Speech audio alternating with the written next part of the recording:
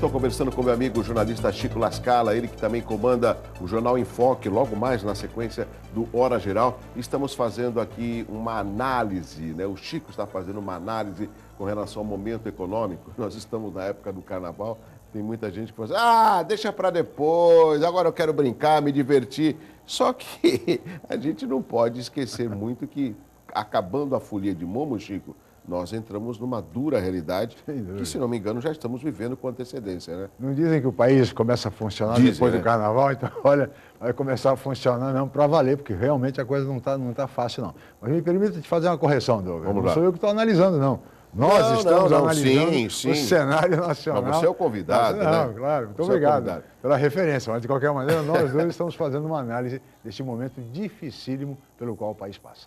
Chico, o Antônio Fontes, da cidade do Cem Praia Grande, com o PMDB assumindo as principais cadeiras da política, como o presidente do Senado e também da Câmara e a vice-presidência, você acha que o PMDB não pode abandonar o PT? Será que pode? Olha, pelo resultado da eleição da Câmara Federal, já abandonou faz tempo, porque, imaginem, o PMDB lança um candidato, o deputado Eduardo Cunha, que era rechaçado pela presidente Dilma. Desafeto da presidente Dilma, que todo mundo sabe, os jornais noticiários não gosta dele, não quer conversa com o Eduardo Cunha. Né? Veja, e de repente todo o PMDB, que é a principal aliado de primeira hora, dizer, aliado do PT, vai e vota e esquece o candidato do PT, que era o deputado, né? Arlindo Chinaglia, que já foi presidente da Câmara. Enfim, como é que se explica isso? E ninguém fala nada. E fica por isso mesmo, Douglas. Ou seja, não há governabilidade, não há base aliada, não há respeito a coisíssima nenhuma. É assim que foi. Quer dizer, não é possível que um governo, quer dizer, que você pense a governabilidade do país, que é absolutamente necessária, dessa maneira. Então, eu acho que o PMDB hoje, com o vice-presidente da República, com a presidência da Câmara, com a presidência do Senado, com a segunda maior bancada do Congresso, a primeira é o PT, a seis segunda, ministérios. 6 ministérios. O PMDB é um partido realmente representado, organizado no país inteiro. Eu não duvidaria que o PMDB tenha outros interesses, além de manter apenas essa aliança, viu? Às vezes, quando a gente vê pela TV a postura formal e silenciosa do vice-presidente Michel Temer, a gente sabe que nos bastidores ele é ágil. E hábil. E muito hábil, né? Tem uma grande habilidade. E veja, Douglas, ele é professor de Direito Constitucional. Exatamente. Então, questões jurídicas, questões complicadas do ponto de vista jurídico. Ele é conhecedor. Agora, Chico, a gente fala do PMDB e o PMDB também, aproveitando a pergunta do nosso telespectador da cidade do Ceará, o PMDB também pegou uma secretaria que é um jogo importante, que é a CEPS, que é a Secretaria Especial dos Portos. Secretaria esta com status de ministério. É verdade. Que você, é o Edinho, se não me engano. Edinho Araújo, deputado Edinho Araújo. Edinho Araújo. O que você acha que o nosso porto vai ter uma atenção maior? Até porque existem pessoas do PMDB aqui na cidade que conhecem muito o porto e têm essa afinidade com o Edinho, que é o presidente da Câmara, por exemplo, Marcos de Rossi. É verdade. Eu gostaria muito que assim fosse, viu, Douglas? Que o Porto de Santos, enfim, a política portuária no Brasil tivesse mais atenção do governo federal. Agora, eu estranho muito, Douglas, que na primeira entrevista que o deputado Edinho Araújo concedeu na condição de ministro da Secretaria Especial de Portos, ele manifestou a intenção de disputar a eleição o ano que vem para a Prefeitura de São José do Rio Preto. Vejam bem. Então o foco dele já é Vejam bem. A 2016. O deputado é de São José do Rio Preto, já foi prefeito daquela cidade, acho que por 2 ocasiões, 2 mandatos. Ele eleito deputado federal, recebe essa delegação de ser ministro de Estado dos Portos e diz que quer voltar a ser prefeito. Então, daqui a um ano, porque em abril do ano que vem, ele terá, se permanecer no cargo, Douglas, ele terá de se desincompatibilizar para disputar a prefeitura de São José do Rio Preto. Veja, então, para que assumiu o ministério? ficasse no Congresso, vai ser deputado, fica mais 1, 2 anos, e vai voltar a ser prefeito, vai disputar a eleição. Ou seja, eu não consigo entender uma coisa dessa, Douglas. Quer dizer, será que na conversa preliminar que a presidente teve com o deputado, porque eu imagino que tenha tido uma conversa, você vai convidar alguém para assumir o ministério, tem que ter uma conversa prévia. Será que ele não disse, presidente, quero ser candidato daqui a 1 ano e pouco. Bom, então não me interessa, põe outro. Não, as coisas funcionam assim, Douglas, no Brasil. Não é possível. Chico, você falou lamentável. algo importante, e esse pouco tempo, se acontecer, segundo a declaração do próprio presidente da CESP, da CEPS, né, é que até abril, um mês que ele deverá se desincompatibilizar, se por acaso ele sair candidato à Prefeitura de São José do Rio Preto, é um tempo muito pequeno para que ele possa implementar algo de importante nos portos, e leia-se também o Porto de Santos, que é o principal do Hemisfério Sul. Mas, você imagina, quando ele começar a aprender sobre Porto, ele sai, ele vai embora. Aí vem outro. Este é o Brasil. E a gente sabe que muitos que acabam pegando um cargo, eles procuram desmontar tudo que o antecessor fez para que ele tenha a característica do seu mandato. E aí a gente perde mais tempo. Quer dizer, como é que se explica isso? E ninguém questiona, ninguém pergunta a respeito disso. O presidente Marcos de Roses, que você fez referência Você entrevistou agora, recentemente, eu entrevistei recentemente. Você fez essa pergunta para ele? Fiz essa pergunta a ele, sim. E ele disse assim, eu também estranhei, eu também lamento, não gostei. Sim, tudo bem, ele é o presidente da Câmara, é do PMDB. É importante que, nem é tanto pelo fato de ser o PMDB, é pelo fato do governo. Quer dizer, não é possível que a presidente Dilma aceite uma condição dessa, sabe? Se fosse ainda para ser candidato ao governo de São Paulo... Mas com todo respeito... Com todo respeito, é uma prefeitura. São José do Rio Preto. Sabe, quer dizer, e o Porto de Santos precisando de investimentos, e de muitos investimentos. Né? Não é o Porto de Mariel lá em Cuba, não. É o nosso Porto aqui, porque com metade do que investir em Cuba, resolveria esses problemas aqui do Porto de Santos. Né, Douglas? E a política portuária, de um modo geral, quer dizer, nós temos que pensar nisso.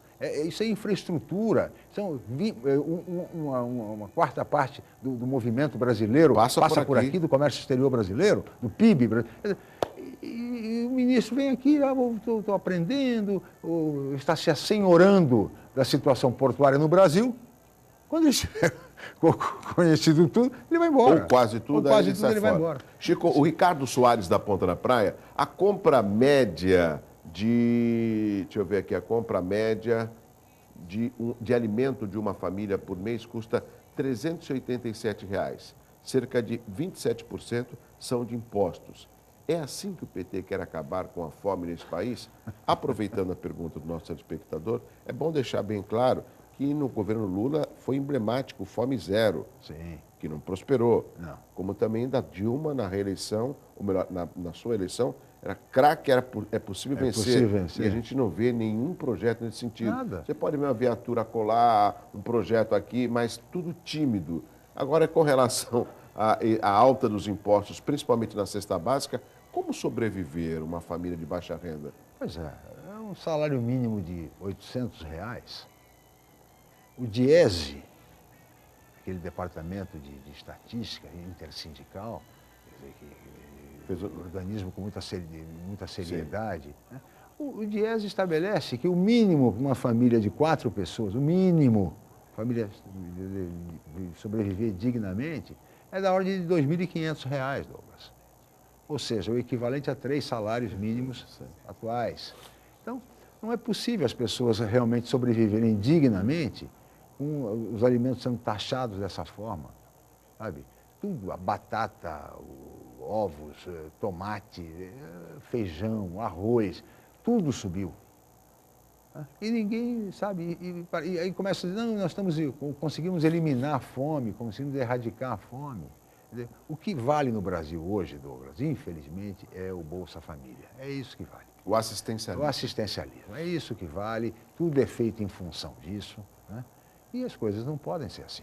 Chico, o que é triste nessa realidade que todos nós estamos inseridos é que sempre que eu me lembre, o aumento do salário mínimo é sempre uma coisa muito pequena. Às vezes é R$3, é R$4, é muito pouco, é um índice muito pouco. Será que não existe uma sensibilidade por parte dos governos não quero acreditar só o governo atual, da impossibilidade das pessoas ou da família sobreviver com um valor tão pequeno? Eu acho que, sabe, o governo, acho que os governos, eles vivem num outro mundo. Eles vivem em Brasília, no Palácio do Planalto, enfim, vivem lá nos ministérios. Numa outra realidade, né? Uma outra realidade, não tem preocupações corriqueiras como todos os trabalhadores têm. Douglas, você fala do trabalhador da ativa, esse que ganha salário mínimo e sobrevive, enfim, com tantas e tantas dificuldades. E o aposentado? Que também não recebe praticamente reajuste nenhum. Trabalha praticamente a vida toda. A vida toda. Ainda é subtraído do seu. Pois é, vem o fator previdenciário. Recolhimento. Ou seja, ele é obrigado a trabalhar num bico para conseguir um dinheirinho. Não consegue pagar nem os remédios que precisa por conta do provento. E muitos desses aposentados, Chico, acabam até ajudando a família, os filhos. Sustentando filhos. Porque está desempregado. Olha só o E aí o seguro-desemprego vai mudar, porque já tem os malandros que mexem no seguro-desemprego. Agora, se tem os malandros, que prendam esses malandros. Agora, vai se acabar com o benefício ao trabalhador. Quer dizer, dificultar o benefício ao trabalhador. Agora é um ano e meio. Exatamente, para você poder 6 meses antes. Quer dizer, seguro-desemprego. Há de se entender que nesse tipo de mão de obra há muita rotatividade. O cidadão consegue um emprego, fica 6, 7 meses, aí sai, é mandado embora, vai para outro. Ou seja, isto sim, é preciso ter sensibilidade para isso. Agora, com 39 ministérios, com 22 mil cargos comissionados, com o governo aparelhado, aí fica difícil realmente se pensar de uma maneira como essa, viu, Douglas? Chico, o José Souza, da área continental de São Vicente, faz a seguinte pergunta pelo 3041-6777. Recentemente, o presidente do PT, Rui Falcão, declarou que existe um esquema promovido pelas elites de difamar o PT, que, na verdade, a corrupção que está aparecendo sempre existiu. Concorda com isso, Chico? Olha, eu acho que nunca se viu corrupção como hoje em dia. É uma coisa assustadora. O senador Álvaro Dias diz que o escândalo da Petrobras é o maior escândalo do mundo, pelos valores que envolve. Quer dizer, não é possível. Que a corrupção sempre existiu? Sempre existiu. É verdade. Mas não nesses níveis. É uma coisa escandalosa o que está acontecendo no Brasil. As pessoas não têm o menor limite. São milhões e milhões de reais no bolso de funcionários, de servidores, até mesmo servidores, lamentavelmente, alguns de carreira, funcionários de carreira da Petrobras, né? Mas que estão, quer dizer, que se apropriaram do maior patrimônio do povo brasileiro, que é a Petrobras. Se apropriaram, tomaram de assalto. E é essa a realidade que nós temos. O balanço não sai, porque como é que vai justificar esse dinheiro que foi embora? A própria presidente pediu para que a diretoria esperasse mais 30 dias. Eles saíram no dia seguinte, a Graça Foster e toda a sua equipe. Ela acabou tendo uma medida caseira, trouxe aí o presidente da Banco do Brasil, para cuidar da Petrobras, segundo os críticos, os analistas, diz que é uma fórmula caseira que não vai surtir o resultado. Ou seja, nem ela tem um nome à altura da Petrobras para tentar implementar uma outra política e tirar os escândalos. Sim. Agora, você imagina no mercado, quem é que teria, veja bem, a disposição de enfrentar esse pepino da Petrobras? Porque hoje é muito difícil uma empresa que está desacreditada no mercado internacional, né? Ninguém mais confia, é um escândalo atrás do outro, o cidadão tem que entrar ali, vai entrar pisando em ovos, porque não sabe o que vem pela frente, não sabe o que está acontecendo. É uma situação muito difícil mesmo do governo. E o que nós esperamos, evidentemente, todos nós queremos bem ao Brasil, queremos bem à Petrobras, lógico, é que se consiga, não é, Douglas? Uma solução que se consiga, enfim, resolver minimamente essa situação. E, Chico, mas não parece não, do jeito que vai. Um outro vai. aspecto que nos coloca de joelho no chão é o caso do aumento dos combustíveis que nós falamos no bloco anterior. Nos Estados Unidos está menos de $1 o litro da gasolina, e a gente sabe a queda no valor do barril de petróleo no mundo. Inclusive, a indústria automobilística dos Estados Unidos pensa em investir em carros de porte grande, maiores, entendeu? Ou seja, os famosos carrões. Por quê? Porque o combustível está barato e isso estimula a montagem, a industrialização de veículos maiores, ou seja, com motores mais possantes, de V8, 8 cilindros, que consomem mais combustível. E nós aqui estamos pagando mais caro. Tivemos aumento do combustível. E recentemente, um amigo que sempre acompanha o Hora Geral, que é o meu amigo Cristiano Santana, ele me ligou, ele estava em São Paulo, Chico, semana passada. Ele é meio nervoso, né? Ele falou, escuta, Douglas, está ocupado? Eu falei assim, não, pode falar. Eu não estou entendendo. Eu parei meu carro aqui, eu estou próximo da Paulista, estou pagando o combustível R$ 2,71 litro. Por que aí em Santos, do lado da refinaria, eu pago R$ 3,13? Ele falou assim, eu não sei te explicar, mas essa é uma boa discussão para a gente tentar saber o motivo. Porque você tem uma refinaria aqui, Chico, tem a distribuidora aqui, por que aqui na nossa região o combustível é mais caro? Lógico, eu não sei se você saberia responder. E na capital é mais barato. Pois é, são dessas coisas que só acontecem no Brasil. O Brasil tem algumas coisas que ninguém consegue entender. Nem o governo entende, ninguém... Olha, isso é um desgoverno total, um descontrole total. Infelizmente, essa é a nossa realidade hoje. Eu espero sinceramente, eu espero que a presidente Dilma reflita sobre isso. Tá certo? Não adianta, a eleição já passou, ela não pode mais ser candidata, é o segundo mandato, o governo dela vai acabar se ela conseguir chegar até o final. Quer dizer, que reflita, que repense o que está fazendo e que procure se assessorar de bons auxiliares. Tá certo? Não aqueles que... Os jornais revelam que a presidente Dilma, ela não consegue, ela só atende aqueles que dizem aquilo que ela quer ouvir. Ela não aceita ser contrariada. Mas não pode ser assim. Esse mal da presidente Dilma também ocorre com muitos prefeitos também, viu? É? Ele se recorre ao staff. E aí, fulano, o que você acha? Você acha que eu estou bem? Ô, prefeito, o senhor está bem demais. Todo mundo fala bem do senhor, é mesmo? Então tá bom, agora sim. Pega um café. É mais ou menos assim, Chico, não é novidade. Né? Ou seja, ele tem que estar nas ruas, tem que ouvir, tem que analisar, tem que saber como que está a sua administração, isso em várias esferas, no governo do Estado, no governo federal e no governo municipal. Isso é fundamental, né? A população, quando ela acredita, quando ela vota numa pessoa, ela espera um retorno.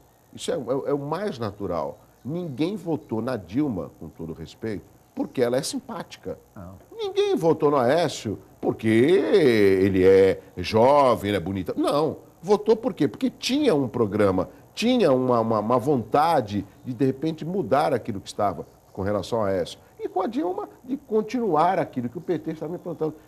Tínhamos 2 nomes num segundo turno. E as pessoas, quando depositam um voto, elas depositam para ter um retorno. Você escolhe o presidente do seu clube para quê, Chico? Só porque ele é bonitão? Que ele tem um carro importado? Não, evidente que não. Entendeu? Então, tudo isso tem que ser analisado. E com o Brasil é um aspecto diferente.